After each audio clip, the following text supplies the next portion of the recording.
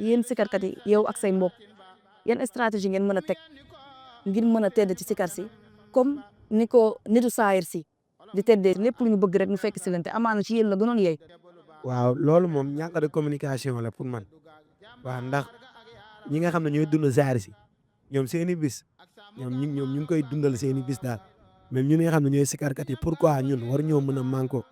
doon benn say def benn association boo xam ne mooy sikarkat yëpp ñoo doon benn say woote grand théâtre ku nekk say nit ñëw dooleel la pour man loolu war na mën a am daal pour sikarkat yi waaw woote Sorano wala centre Batara xam nga wala grand théâtre daal loolu tamit buñ ko defee ñun sikarkat yi war nañoo mën a gën a xam nga évoluer daal ci sikar si ndax loolu dinañu ko may bu baax a baax a baax a baax aussi tamit ñi nga xam ne ñoom dañuy dund sikar si te suñu borom may leen moyen ñi nga xam ne ñoom ñooñu ñoo leen di bégloo pour man war nañ leen mën a produit xam nga jàppale leen ñu génnee ay single